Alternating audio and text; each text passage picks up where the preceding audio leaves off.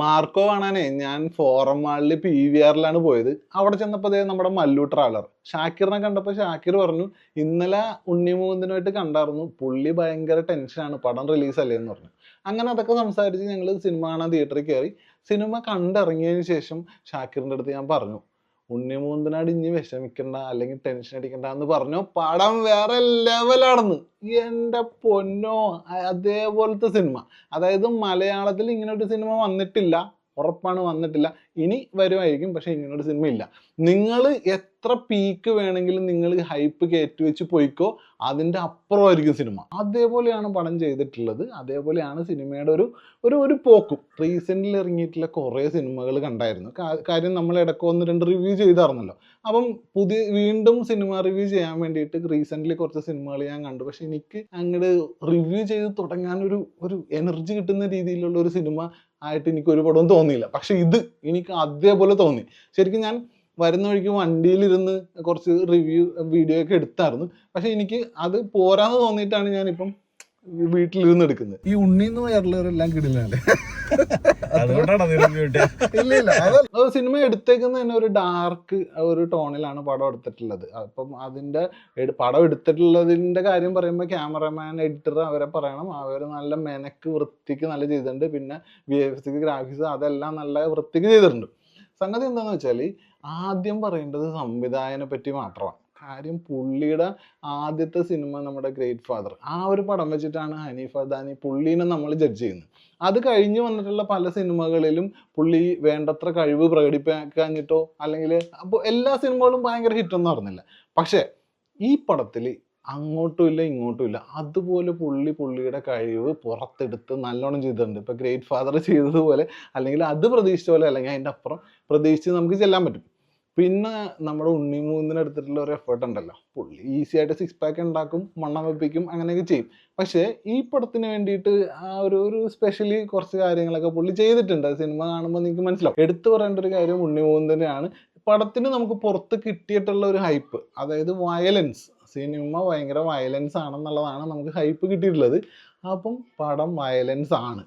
Extreme violence ആണെന്ന് വെച്ചാൽ നമ്മൾ അനിമൽ കണ്ടല്ലോ, അനിമൽ സിനിമയിലാണ് ഈ വയലൻസിന്റെ കുറച്ച് സംഭവങ്ങളൊക്കെ ആയിട്ട് ഇങ്ങനെ ഒന്ന് ട്രെൻഡ് എന്ന് പറഞ്ഞാൽ അതേപോലെ ആയി വരുന്നത് കേട്ടോ. അപ്പം ഈ വയലൻസ് അതിനേക്കാൾ കൂടുതലുണ്ടോ എന്ന് ചോദിച്ചാൽ എൻ്റെ അഭിപ്രായത്തിൽ അനിമലിനേക്കാൾ കൂടുതൽ വയലൻസ് ഈ സിനിമയിലുണ്ട്. അതുകൊണ്ട് തന്നെ ഈ വയലൻസ് ബുദ്ധിമുട്ടുള്ള ആൾക്കാരൊന്നും അധികം പോയി കാണണ്ട എന്നൊരു അഭിപ്രായമുണ്ട്. ഗർഭിണികളും കുട്ടികളൊന്നും പ്രത്യേകിച്ച് കാണണ്ട ഇപ്പം. പിന്നെ എപ്പോഴെങ്കിലൊക്കെ കാണാമല്ലോ നമുക്ക് സിനിമയിൽ അഭിനയിച്ചിട്ടുള്ള ആൾക്കാരെ പറ്റി പ്രത്യേകിച്ച് പറഞ്ഞല്ലോ. ഉണ്ണിമുകുന്ദൻ അവിടെ നിൽക്കട്ടെ, ബാക്കിയുള്ള ആൾക്കാർ ജഗദീഷ് പുള്ളിയുടെ ഒരു കിടിലൻ ക്യാരക്ടർ ആവുന്നു, പ്രത്യേകിച്ച് ഒന്നും പറയാനില്ല. പുള്ളി ഇപ്പം മാറി കുറേ നല്ല വേഷങ്ങൾ ചെയ്യുന്നുണ്ട്. പുള്ളി പൊങ്ങി തന്നെ നിൽക്കുകയാണ്. പിന്നെ ജഗദീഷിന്റെ മകനായിട്ടൊരു പുള്ളി ചെയ്തിട്ടുണ്ട്. പുള്ളിയാണ് ഒരു 3/4 ഭാഗവും സിനിമ കൊണ്ടുപോകുന്നത് വെച്ചാൽ ആ ഒരു വില്ലൻ ബേസിൽ വരുന്നത്. പുള്ളി വെറുതെ മാരകം, അതായത് ആ ഒരു തുടങ്ങുമ്പോഴുള്ള ആ ഒരു പീക്ക് സാധനം പുള്ളി എല്ലായിടത്തോളം സമയം നല്ല വൃത്തിയായിട്ട് നിൽക്കുന്നുണ്ട്. പിന്നെ പുള്ളിയുടെ ഒരു നടത്തം, ഭാവം, ആ ഒരു സാധനമൊക്കെ ഉണ്ട്. അതൊരു പടത്തിൻ്റെ ഒരു നല്ല ഇതുണ്ട്. പിന്നെ നമ്മുടെ ആൻസൺ പോൾ ഉണ്ട്, പുള്ളിയും നന്നായിട്ട് ചെയ്തിട്ടുണ്ട്. പുള്ളിക്കും എന്താ പറയുക, കുറച്ചും കൂടിയൊക്കെ നല്ല വേഷങ്ങൾ, ഇതുപോലത്തെ വേഷങ്ങൾ അല്ലെങ്കിൽ ഇതിലും നല്ല വേഷങ്ങൾ കൊടുത്താൽ ഇപ്പോൾ ഇതുപോലത്തെ, അതായത് ഉണ്ണിമുകുന്ദൻ ചെയ്ത പോലത്തെ കിടിലൻ സാധനമൊക്കെ പുള്ളിക്കും ചെയ്യാൻ പറ്റും. ആ പുള്ളിക്കും നല്ല ലെവലിൽ റോളായിരുന്നു. പിന്നെ നമ്മുടെ മാസണ്ണൻ സിദ്ദിഖ് വേറെ ലെവലായിരുന്നു. പുള്ളി വെറുതെ നൈസായിട്ട് വന്നിരുന്ന് നൈസായിട്ട് ഓരോ സാധനങ്ങൾ ചെയ്യും. പുള്ളിയുടെ ഓരോ ഡയലോഗുകളൊക്കെ ഉണ്ട്, അതൊക്കെ നമുക്ക് കേൾക്കുമ്പോൾ തന്നെ നല്ല രസമാണ്. പുള്ളിയുടെ കുറച്ച് മാസ് സീനൊക്കെ ഉണ്ട്. അപ്പം അങ്ങനെയാണ് പടം ഇങ്ങനെ പോകുന്നത്. സിനിമയുടെ കഥയും മറ്റു കാര്യങ്ങളൊന്നും ഞാൻ പറയുന്നില്ല, അല്ലെങ്കിൽ അതിൻ്റെ ഒരു സാധനം പറയേണ്ട ആവശ്യമില്ല. നിങ്ങൾ ഈ മറ്റേ പഴയ മികയാലി സിനിമ ഉണ്ടല്ലോ, അതിൻ്റെ അകത്ത് മാർക്കോ ക്യാരക്ടറാണ്, അങ്ങനെയൊക്കെ ഒരു സംഭവം ഉണ്ടായിരുന്നല്ലോ. എൻ്റെ അഭിപ്രായത്തിൽ ആ ഉലക്കച്ചക്ക പരിപാടിയൊന്നും ഇതിൻ്റെ അകത്തില്ല. ഇത് എൻ്റയർലി വേറൊരു സിനിമ, മാർക്കോൻ്റെ വേൾഡാണ്. മാർക്കോ വന്നിട്ട് ഇവിടെ നടത്തുന്ന അല്ലെങ്കിൽ ചെയ്യുന്ന കാര്യങ്ങൾ അത് സാധാരണ സിനിമയുടെ കഥ പോലെ അല്ല. ഇത് കുറച്ചും കൂടി ഭയങ്കര വ്യത്യസ്തത, അങ്ങനത്തെ ട്വിസ്റ്റും ടേണൊക്കെ ഭയങ്കര അങ്ങനത്തെ ഒന്നുമല്ല. പക്ഷെ സിനിമ നമ്മളെ തുടങ്ങി ഇതാവുന്നവരെ നന്നായിട്ട് പിടിച്ചിരുത്തുന്നുണ്ട് സിനിമയുടെ വേറെ 1-2 കാര്യങ്ങൾ പറയാം. ആക്ഷൻ രംഗങ്ങളെന്ന് പറഞ്ഞാൽ ഇന്റർവെല്ലിന് മുന്നേ ഒരു കിടിലൻ ഒരു ആക്ഷൻ ഉണ്ട്, വേറെ കിടിലൻ ഒരു ആക്ഷൻ സീനുണ്ട്. ആ സീനെന്ന് പറഞ്ഞാൽ ആക്ഷൻ ഫൈറ്റ് ഉണ്ട് ഇന്റർവെല്ലിന്റെ ടൈമിൽ.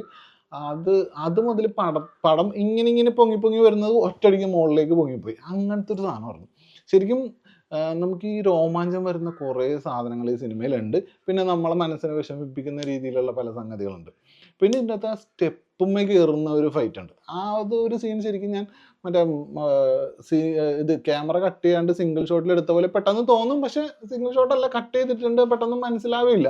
പക്ഷെ അത് കിടിലൻ ഒരു ഫൈറ്റായിരുന്നു. എനിക്ക് സിനിമയിൽ തന്നെ ഇഷ്ടപ്പെട്ട ഒരു ഫൈറ്റിൽ ഏറ്റവും ഇഷ്ടപ്പെട്ട ഒരു ഫൈറ്റാണ് ഈ സ്റ്റെപ്പുമ്മേ കൂടി ഇട്ടുള്ള ഒരു ഫൈറ്റ്. ഉണ്ട്, കുറേ ഫൈറ്റുകളുണ്ട് സിനിമയിൽ.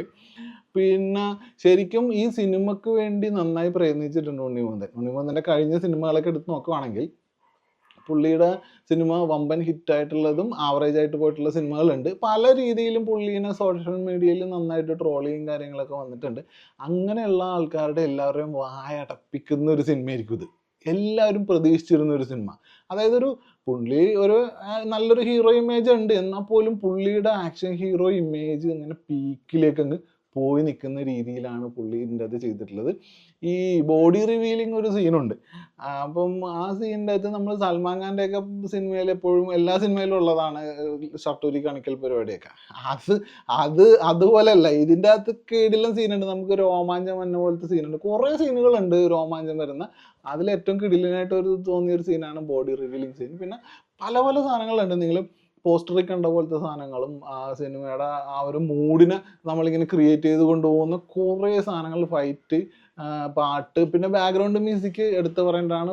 നല്ല പെടായിട്ട് വില്ലൻ്റെയും നായകൻ്റെയും എല്ലാവരുടെയൊക്കെ എന്നിങ്ങനെ ഇങ്ങനെ ഇങ്ങനെ ഇങ്ങനെ ഇങ്ങനെ ഇങ്ങനെ നിൽക്കുവാണ് സംഗതി. എനിക്ക് ഭയങ്കര എക്സൈറ്റ്മെൻറ്റ് ഉണ്ടായിരുന്നു സിനിമ കാണാനല്ല, സിനിമ കണ്ടു കഴിഞ്ഞ് കഴിഞ്ഞപ്പോൾ എനിക്ക് ഭയങ്കര എക്സൈറ്റ്മെൻറ്റ്. പെട്ടെന്ന് തന്നെ റിവ്യൂ പറയണമെന്ന് വിചാരിച്ചു. ഇപ്പോൾ ഇത്ര എക്സൈറ്റ്മെൻറ്റ് കുറഞ്ഞിട്ടുണ്ടെന്നുള്ളതെങ്കിലേ ഉള്ളൂ. വണ്ടിയിലിരുന്ന് ഞാൻ കുറച്ച് വീഡിയോ ഒക്കെ എടുത്തപ്പോൾ എനിക്ക് നല്ല ഒരു ഇതുണ്ടായിരുന്നു. അങ്ങനെ സിനിമ ഉറപ്പായിട്ടും നിങ്ങൾ നല്ല തിയേറ്ററിൽ പോയി കാണേണ്ട ഒരു സിനിമ തന്നെയാണ്. മലയാളത്തിൽ എന്തുകൊണ്ട് ഇങ്ങനെ ഒരു സിനിമ സംഭവിച്ചുകൂടാന്നുള്ള ചോദ്യത്തിന് ഉത്തരവായി. ഇനിയിപ്പോൾ ഇതുപോലത്തെ സിമിലർ ആയിട്ടുള്ള സിനിമകൾ ഇറങ്ങുമായിരിക്കും. പിന്നെ നമ്മൾ മലയാളത്തിലുള്ള എല്ലായിടത്തും കണ്ടുവരുന്നൊരു കാര്യമാണ് സിനിമ തീരുമ്പോഴേക്കും സെക്കൻഡ് പാർട്ട് കാണിക്കുക എന്നുള്ളത്. ശരിക്കും ഈ സിനിമ തീരാനായപ്പോഴേക്കും ഞാൻ ഇങ്ങനെ ആലോചിച്ചു, ദൈവമേ, ഈ ഒരു ക്യാരക്ടറിനെ വെച്ചിട്ട് ഇതിൻ്റെ ഒരു സെക്കൻഡ് പാർട്ട് ഉണ്ടാവണേ എന്ന് ഞാനിങ്ങനെ ആലോചിച്ച് നിൽക്കുമായിരുന്നു. ആലോചിച്ച് നിന്നപ്പം മോനെ സെക്കൻഡ് പാർട്ടിൻ്റെ ഒരു സാധനമുണ്ട്. അതായത് സിനിമ കഴിഞ്ഞിട്ടൊരു തീം സോങ് ഉണ്ട്. അതും കഴിഞ്ഞിട്ടാണ് ചെറിയൊരു ക്ലിപ്പ് കളിക്കുക, സെക്കൻഡ് പാർട്ടിലേക്കുള്ള ഒരു ലീഡ് കാണിക്കുന്നത്. അപ്പം അതിൻ്റെ അകത്ത് കാറിൻ്റെ അകത്തൊരു സാധനം കാണിക്കുന്നുണ്ട്. ആ സാധനം കണ്ടാൽ നിങ്ങൾക്ക് മനസ്സിലാവും സിനിമ സെക്കൻഡ് പാർട്ട് ഉണ്ടെങ്കിൽ അത് ഏത് ലെവലിലേക്കാണ് ആ സെക്കൻഡ് പാർട്ട് പോകാൻ പോകുന്നതെന്ന്. അതേപോലെ ഒരു സാധനം ക്ലൈമാക്സും കഴിഞ്ഞ് ലാസ്റ്റ് ഒരു ഷോട്ടിൽ സെക്കൻഡ് പാർട്ടിലേക്കുള്ള ലീഡിൽ ഒരു സാധനം കാണിക്കുന്നുണ്ട്. അത് ഭയങ്കര സംഭവമായിട്ട് തോന്നി. പിന്നെ ഓവറോൾ സിനിമ നല്ല രീതിയിൽ, അതായത് ഹനീഫ ദാനിയും ഉണ്ണിമുകുന്ദനും കൂടി അങ്ങ് ചേർന്നപ്പം വേറെ ലെവലിലൊരു സാധനം വന്നിട്ടുണ്ട്. ഇനി ഇവരെ രണ്ടുപേരെയും യാതൊരു തരത്തിലും ട്രോളേണ്ട ആവശ്യമില്ല. അവർക്ക് ചെയ്യാൻ പറ്റാവുന്നതിൻ്റെ പീക്കിൽ അവർ ചെയ്തെടുത്തിട്ടുണ്ട്. ഓക്കെ, അപ്പം സിനിമ കാണാത്തവർ ഉടനെ പോയി കണ്ടോ. നിങ്ങളുടെ എത്ര എക്സ്പെക്റ്റേഷൻ വേണമെങ്കിലും വെച്ചോ, ഒരു കുഴപ്പമില്ല. അതേപോലത്തെ ഒരു പടമാണ്. അപ്പോൾ ഇതുപോലത്തെ സിനിമകൾ ഇനിയും മലയാളത്തിൽ ഉണ്ടാവട്ടെ. ഇപ്പം നമ്മൾ വീണ്ടും റിവ്യൂ ഒക്കെ ചെയ്യാൻ തുടങ്ങുന്നു എന്ന് വിചാരിക്കുന്നു. അപ്പോൾ ഇനി അടുത്ത സിനിമകൾക്കൊക്കെ നമ്മുടെ ചെറിയ വീഡിയോസൊക്കെ ഉണ്ടാവും. അപ്പം നിങ്ങൾ സപ്പോർട്ട് ചെയ്യുക. ഓക്കെ, അപ്പം അടുത്ത വീഡിയോയിൽ കാണാം. അപ്പോൾ എല്ലാവരും തീർച്ചയായിട്ടും പോയി കാണാം. പിന്നെ ഇതുപോലെ വയലൻസ് ബുദ്ധിമുട്ടൊക്കെ ഉള്ള ആൾക്കാരൊന്നും അധികം കാണാതിരിക്കാം. ഓക്കെ, അടുത്ത വീഡിയോയിൽ കാണാം.